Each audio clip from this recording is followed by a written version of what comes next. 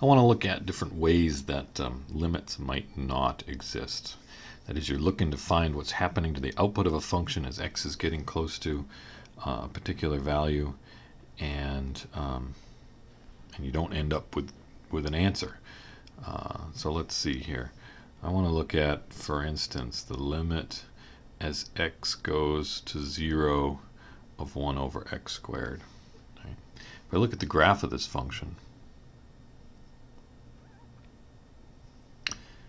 y equals 1 over x squared looks like this. That for big values of x, x squared is also big, and 1 divided by a big number is small. So for big values of x, you're getting small outputs. For small values of x, if x is like a half squared is a fourth, and the reciprocal of fourth is 4. So as x is small, you end up with very big outputs. Okay? And in fact, the closer x gets to 0, the higher this function value gets. If I want to say that the limit is equal to some value, I'm saying that I get arbitrarily close to that value. Well, there isn't any value that this gets close to and stays close to as x is going to 0, because it just keeps getting bigger and bigger and bigger.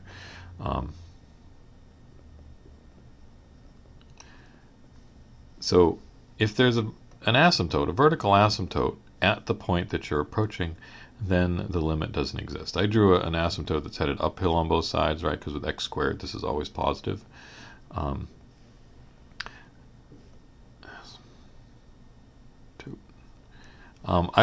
would say that I use symbols here, or letters D and E, does not exist. I don't say it equals does not exist, I just say it does not exist. A similar example is if you just looked at the limit as x goes to 0 of 1 over x. It also has an asymptote at 0. Right? It has a different type of asymptote. It's going uphill on one side, downhill on the other.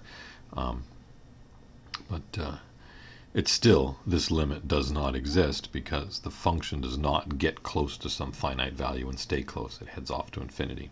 Okay? We'll deal with these infinity limits at some point, but not quite yet. So one way that you could have a limit not existing is if there's a vertical asymptote involved. Okay. The next way you could do it is to have a break in the graph. So for instance, if I look at the limit as x goes to 2 of the absolute value of x minus 2 over x minus 2, I'll make a quick table here. If I plug in values close to 2, so let's say 2.1, 2.01, 2.001, right? And I look at the value here. Well, 2.1 minus 2 is 0.1, and I want the absolute value of that, and then divide by 0.1. Right? Well, that's just equal to 1. Likewise here, 2.01 minus 2 is 0.01. Take the absolute value of that, divide by 0.01. Well, that's also 1. Right? And this is 1. On the other hand, if I get below 2, so if I take 1.9 or 1.99 or 1.999, right? 2, who knows what's going on. But you plug a 1.9 in there, well, 1.9 minus 2 is negative 0.1. I want the absolute value, and I'm going to divide by negative 0.1. Well, that's equal to negative 1. Right? Likewise here, this would be negative 0.01 in absolute value divided by negative 0.01. That's also equal to negative 1. This one right here would be 0.001, actually negative 0.001 in absolute value divided by 0.001 negative, and the answer is negative 1. The graph of this function, here's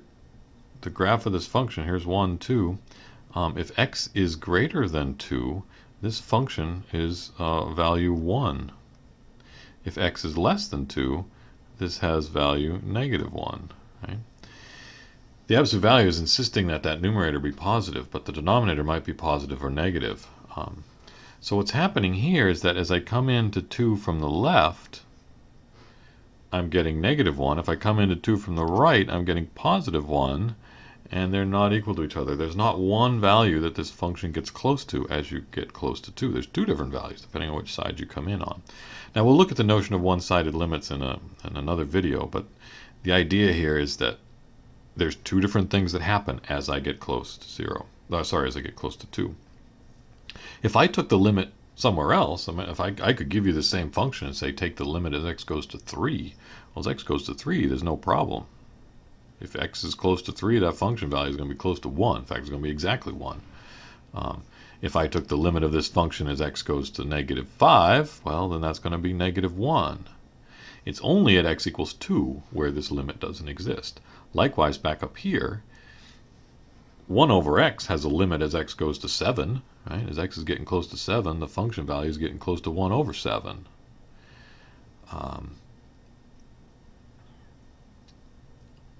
But at x equals 0, the limit doesn't exist. So it's not just the function that doesn't have a limit. It's the function at a particular point where the limit might not exist. And then it might exist some other places, right?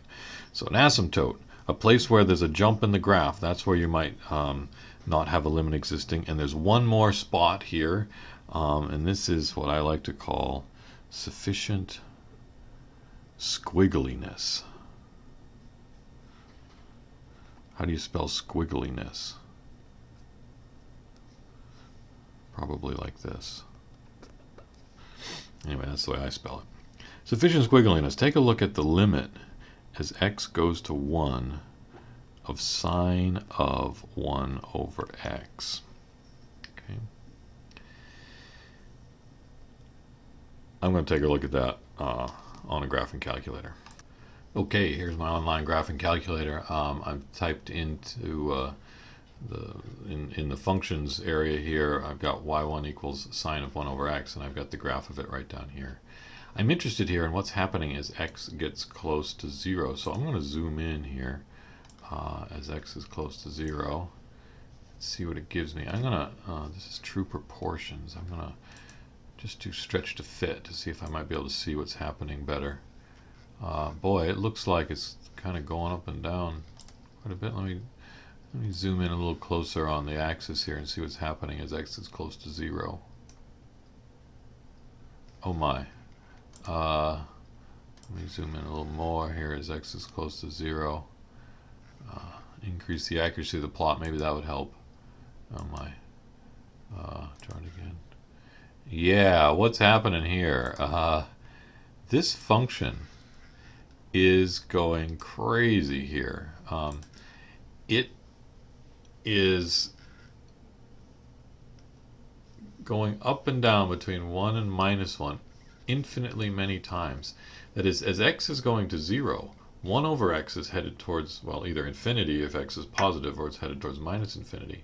So these, I mean, the sign of stuff headed towards infinity just keeps getting bigger and smaller and bigger and smaller, keeps oscillating back and forth between 1 and -1. So what is happening here is that as x is going to 0, 1 over x is headed to infinity, so the sign is going up and down infinitely many times. Each bump gets, each up and down, each cycle is skinnier than the previous one, and you get infinitely many of them as I'm zooming in towards the axis here, which I think the axis is right here. So this function keeps going up to 1, down to -1, up to 1, down to -1, infinitely many times. It doesn't stay close to anything. It keeps passing through numbers. It keeps hitting them as you get closer and closer to 0, but it doesn't stay at any particular y value. It doesn't get close to and stay close to. So this is just too dang squiggly to have what we would call a limit.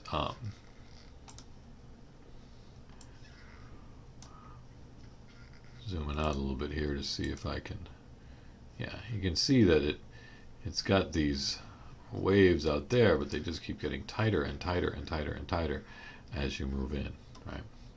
So no limit because of that, right? That's about it for ways that limits might not exist. Otherwise, you know, if you got a nicely behaved function, the function value close to that x value is what you're looking for. So there you go.